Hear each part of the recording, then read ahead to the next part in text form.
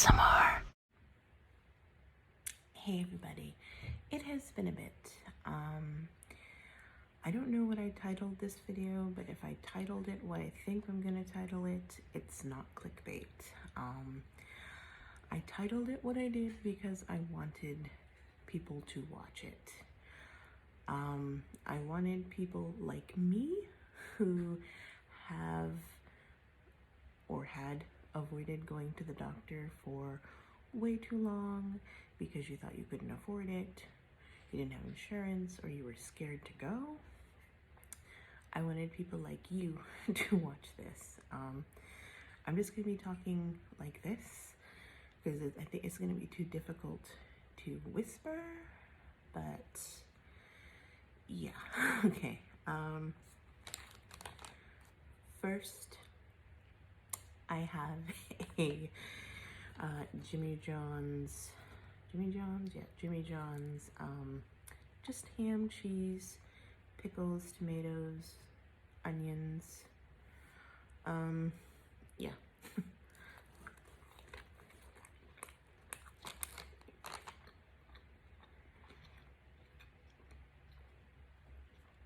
So, some of you probably saw my video a couple videos back where I talked about all my health issues that, like my breathing issues and blood pressure stuff that was happening in January and February, and how I was admitted to the hospital because they thought it was my heart because of my blood pressure, but it turned out my heart was fine. I was put on blood pressure medication. At the time, my A1c was still just in the pre-diabetic range. And as a last-ditch effort, trying to figure out why I was having breathing issues, I mentioned to them the thyroid nodule right here in my neck that has been sitting there since at least 2003, and wondered if, even though it's not given me any issues before, if that could be the problem.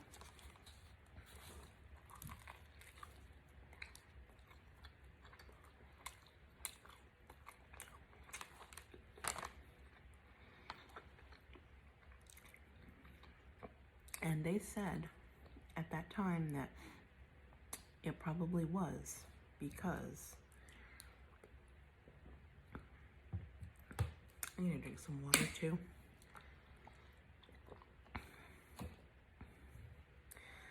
Because they could see on the CT scan that I had had for my heart and all this area, they could see, really kitty, they could see that not only did I have the thyroid nodule right here that was huge, but I had two other nodules too, and they were all crushing against my trachea. So they suggested that the first step would be to get an ultrasound. So when I was released from the hospital in February, they set me up with all kinds of appointments that they themselves automatically did. So I assumed that they were going to be doing the thyroid one too. So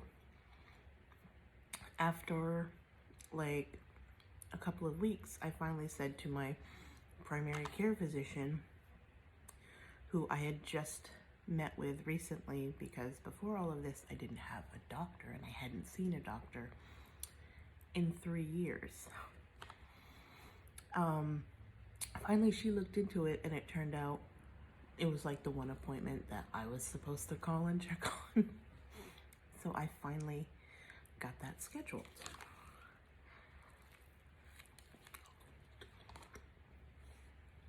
Meanwhile, before I got the ultrasound on my thyroid, I saw the cardiologist just in case, even though they said my heart was fine because it, strokes and heart attacks are in my family. she said I was fine, that, you know, I have a slight slow LV relaxation or something like that, which means like just my heart doesn't, I have like kind of a fast resting heart rate.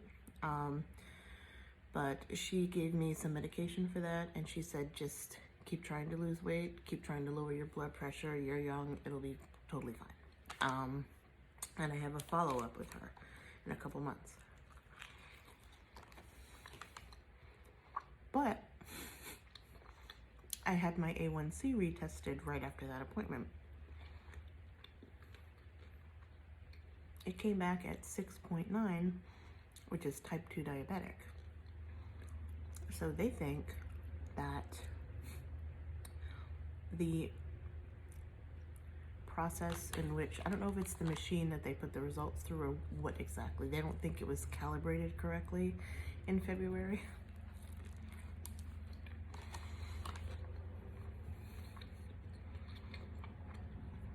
So I've probably had diabetes since at least then, probably longer. So now I'm on the lowest dosage of metformin, and other than like this right here that I'm having for this little mukbang or mukbang, whatever, I'm really, you know, I've tried low carb and keto so often and I just struggle to stick with it. Wouldn't be a video without a train. I'm trying to like basically follow the diabetic guidelines, which is like just a certain amount of carbs per meal. Not necessarily this one, because this is kind of, well, it's really carb heavy, but most of the time I'm trying to do that. My blood sugar isn't too bad. It's still, you know, higher than a non-diabetic person. So there's that.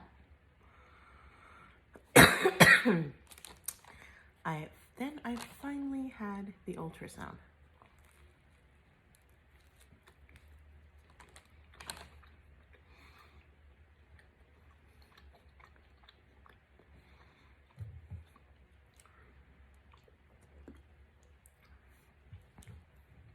And really all the ultrasound did was show that there's the nodules in there, and they did measurements.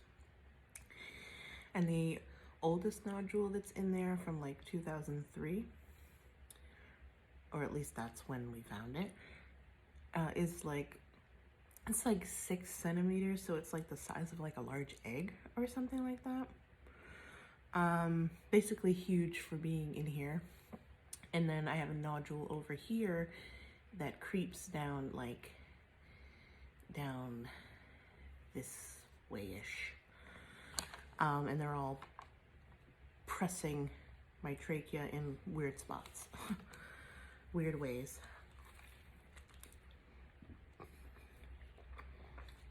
So then, unfortunately for me, well, it turned out being important, but they scheduled a biopsy. This is really good. It's, for Jimmy John's, is kind of pricey to me, so I've never really gone for it, but anyway. So, as I mentioned, because I was scared and because I didn't have insurance, I've been putting off being seen by the doctor for so long. And along the same lines of that, this thyroid nodule that I've let fall through the cracks, I had a biopsy of it shortly after it was found in 2003.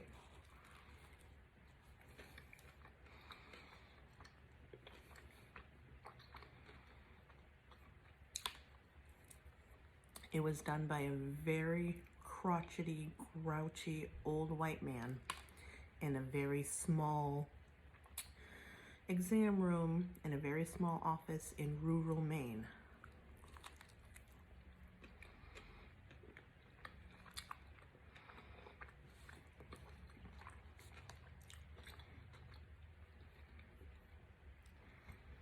Now, obviously, the part where sometimes they numb your neck and sometimes they don't, but obviously that's not comfortable. And it's definitely not comfortable when they stick the needle that they get the tissue out with in there and go like, like that. That's not comfortable. It's not, you know, it's not something you can avoid.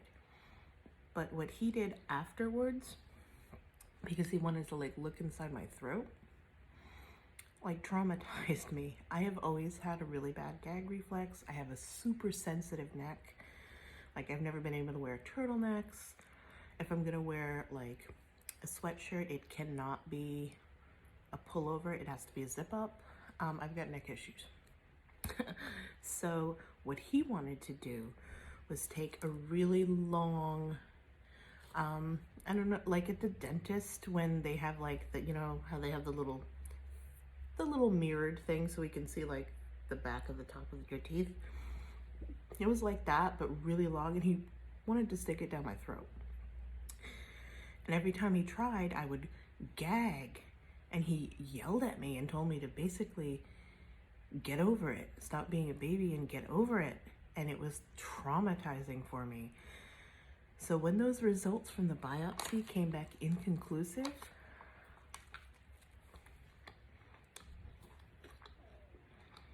I didn't want to go through that again. And I ended up moving away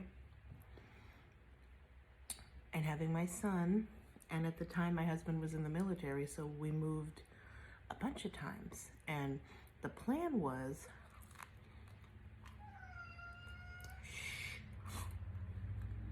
after I gave birth, to touch up on it again with the military doctors. Hold on a second, Kitty wants to go out. Okay, so the plan was to touch up with the military doctors on it again after I gave birth. I think that my medical records didn't quite transfer over. So basically the responsibility was mine to bring up this nodule again.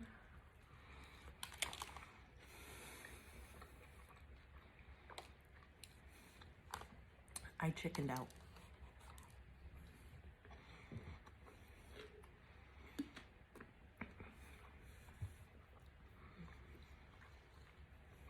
Not only did I chicken out, but I avoided, that's one of the other cats, but I avoided going to the doctors for quite a few years. Other than every couple of years, like I'd make myself go and get a pap smear, I did not bring up this nodule.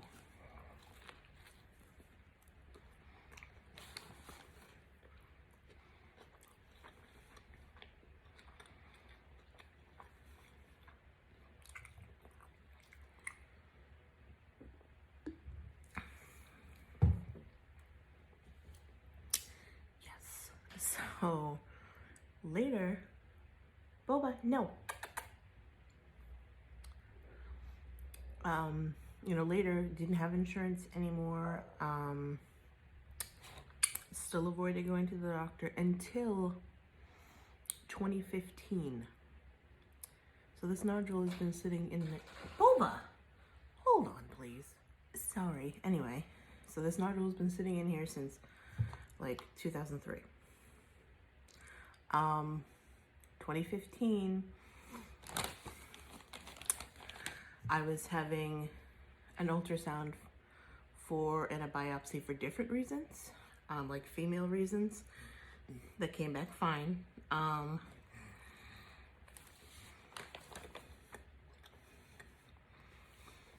I said, let's do an ultrasound on my thyroid, thinking I was going to finally address this. Yeah. The ultrasound came back and they said, you know, there's really, you know, we can see the nodule on here, but there isn't anything we can do unless we do a biopsy.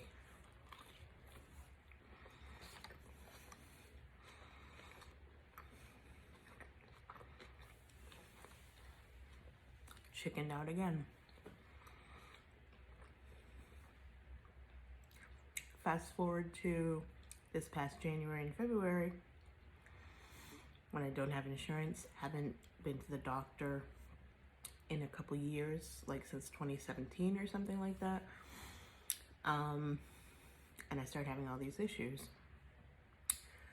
Fast forward to the day of the biopsy. So it was much better. It wasn't pleasant, but it was much better than the, these are big old onions. So it's like Burger King onions.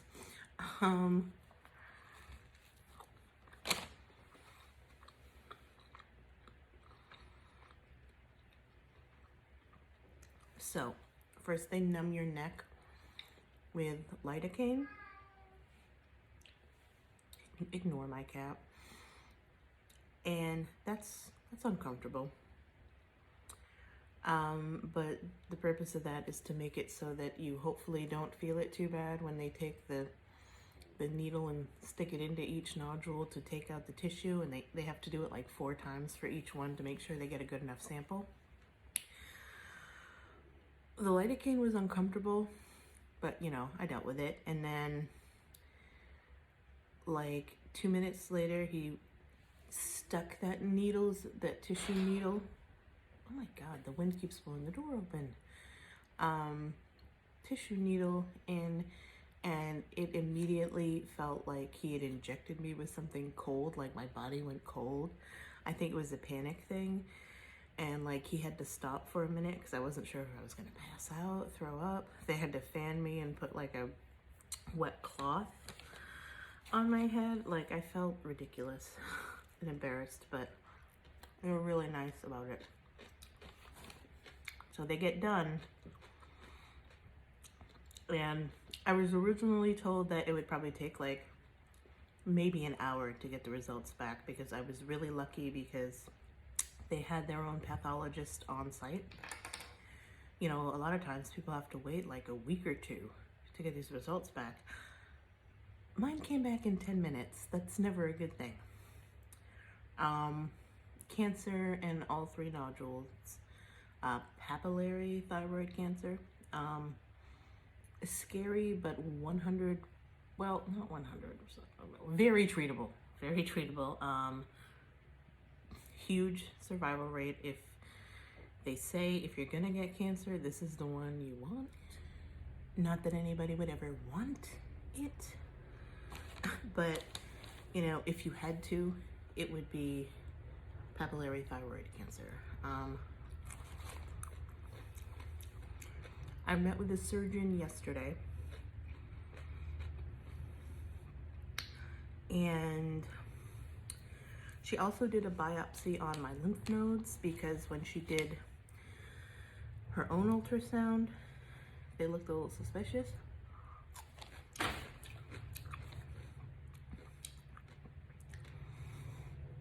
And when she did her biopsy on my lymph nodes, like she was going up like near the jaw kind of with the lidocaine, and that really hurt and was uncomfortable. But after like 2 minutes, I felt nothing, and I didn't feel it at all when she stuck the needles in. But oh, I don't think I said this, but these biopsies, unlike my one years ago, are ultrasound guided. So they can see, you know, with the ultrasound, they stick the ultrasound wand over the nodule, they see it on the screen, so they could see it when they're going in for the tissue. So she could see the nodules, the lymph nodes. She could see the lymph nodes when she was sticking the needle in to get the tissue. But when the pathologist looked at it, she said, this is all just thyroid tissue, which says to them that the cancer spread into the lymph nodes and it's all just kind of mangled together, for lack of a better word, I guess. So not only do I have to have my whole thyroid out, I have to have my lymph nodes taken out too. And it's gonna be like an 8-hour surgery, because I guess taking the lymph nodes out as well adds 4 hours to it. You know, and there's a kind of a lot of important stuff in here, so they got to be careful. And then like 6 weeks later, I have to have something called radioactive iodine treatment, where you think you either take a pill or you drink something, and basically it makes you radioactive, and you have to stay away from people and pets, and you know, after you use the bathroom, you need to flush like 2 or 3 times. You have to scrub the sink. You kind of, it's kind of like, it's a little bit like COVID quarantine, but you really gotta be super freaking careful because you're radioactive. And what the purpose of it is to make sure that cancer does not grow and develop in any leftover tissues from the surgery. Tissue, not tissues. I don't know.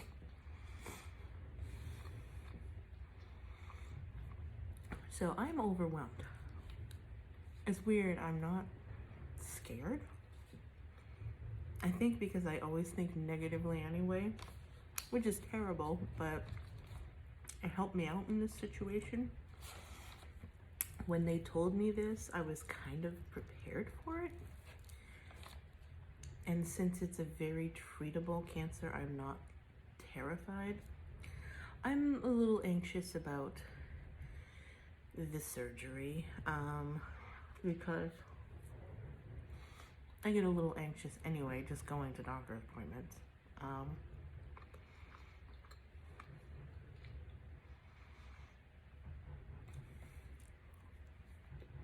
I'm mostly exhausted and overwhelmed by all the appointments that I have had since February, and the appointments I will be having until like the end of July.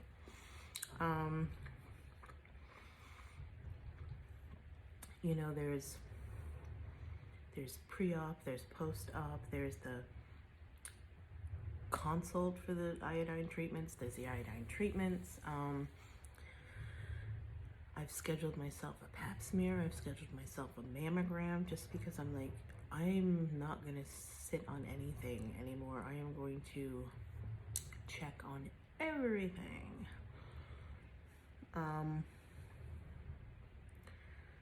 But yeah, do not avoid going to the doctor. I know it's really difficult, like money-wise, and especially if you don't have insurance. I finally got insurance again. Like when the affordable, is it the Affordable Care Act insurance? I don't remember. When that whole portal opened up again in February, was it February or March? It might have been March, like March something, I don't know. The minute that opened up again, we snagged some insurance. It's not amazing, but it's been a little bit helpful.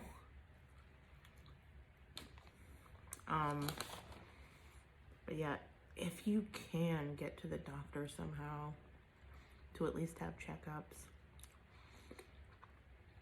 even if you gotta ask for help to get there, ask to borrow money, just don't be stupid like me and avoid going to the doctor.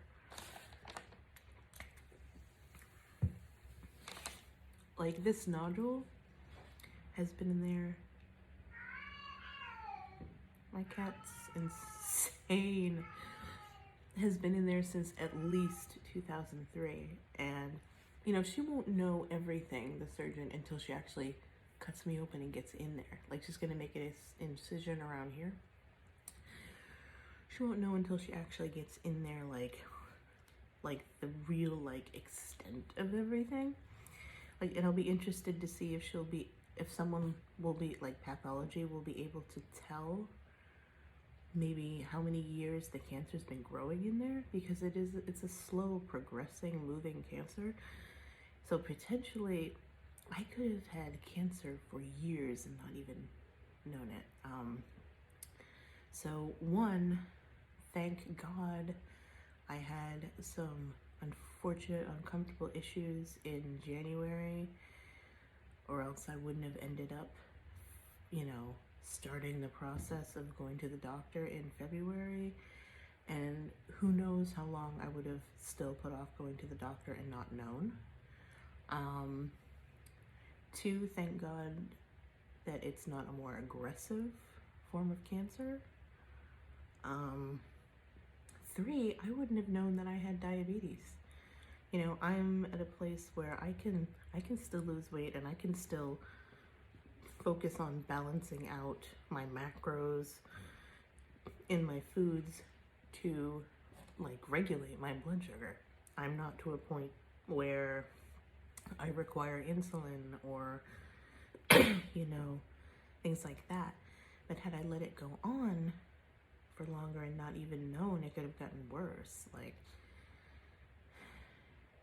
it's just insane because, you know, you could, if you don't go to the doctor for years at a time, and you're like, I'm gonna be 41 in September,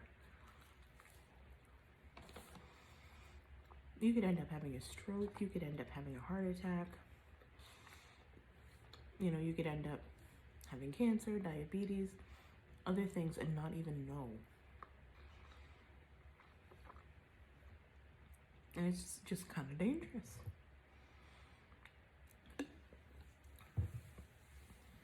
And, you know, other than the breathing issues that I had that I started to have in January, the only other, like, thing that I've had for a couple of years now is, like, the coughing and nasty mucusy type, having to clear my throat all the time.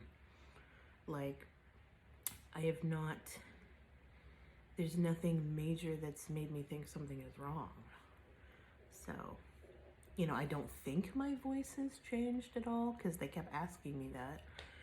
It sounds the same to me. I've never had some ultra feminine voice, unfortunately. I've always had like a lower voice. But then it got me thinking, like, maybe it has and I don't even know. But I don't know, it's crazy. Like, maybe it just hasn't hit me yet, because I mean, it's serious. It's serious, but it's extremely treatable. So I don't know, I'm weird. I think I have a way of protecting myself, because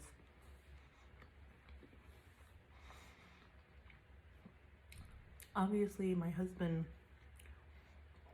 you know, would go with me to these appointments and things, but I prefer to go in there by myself, because I feel like if I'm in there by myself, I'm gonna get less emotional than if I had my husband in there with me, or like my son or my mother, heaven forbid, in there with me at these appointments. Like, having someone else who's worried in there is going to affect me emotionally, and it's going to make me not want to ask certain questions.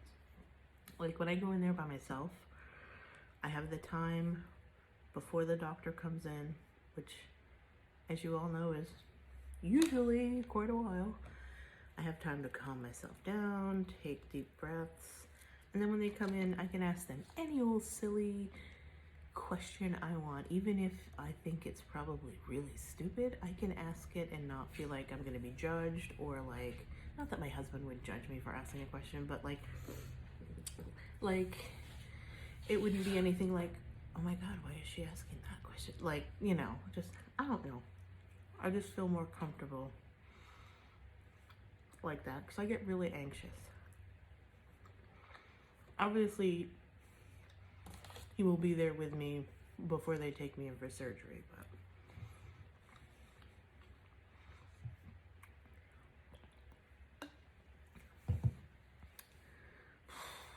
so yeah, I'm really tired all the time, but honestly, I thought that was probably maybe undiagnosed sleep apnea I might have, because I've not gone to the doctor in so long, and you know, I've struggled with my weight. And I actually had, that was one of the appointments that I had scheduled, but I canceled it because now I've got cancer. And when they take my thyroid out, it's probably going to improve some things in there.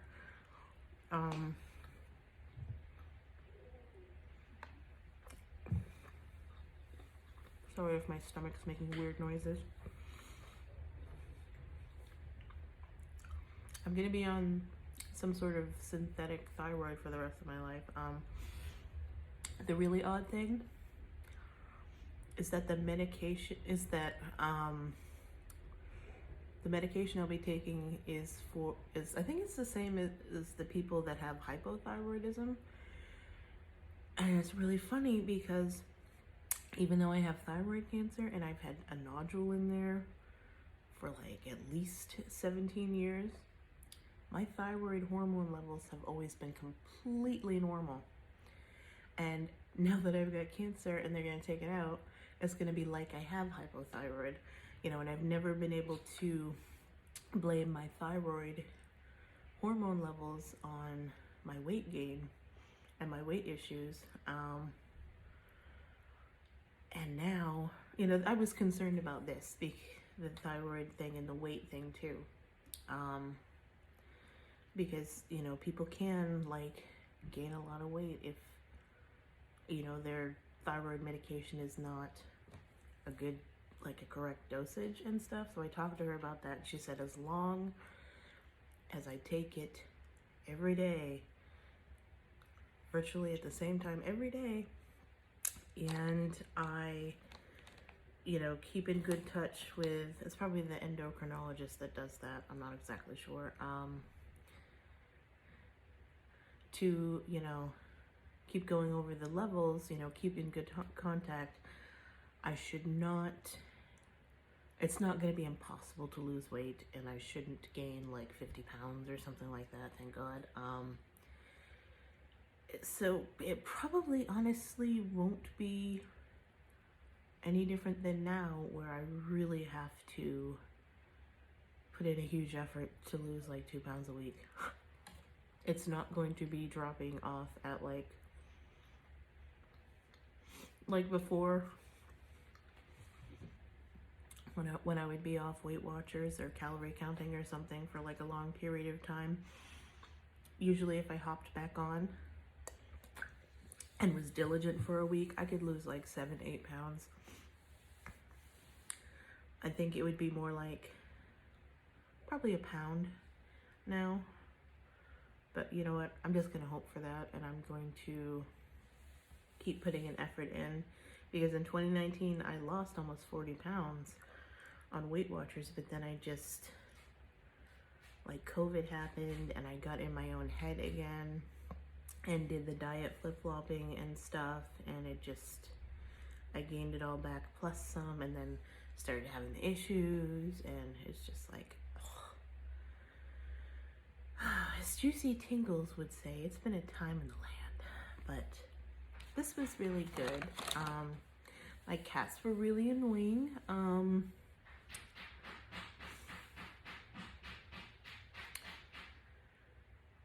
I think this is a good time to end it, since the cat has decided this is a good time to use the litter box.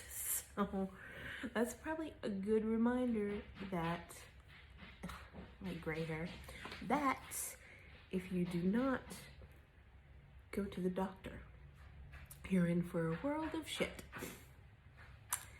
I will keep you guys posted.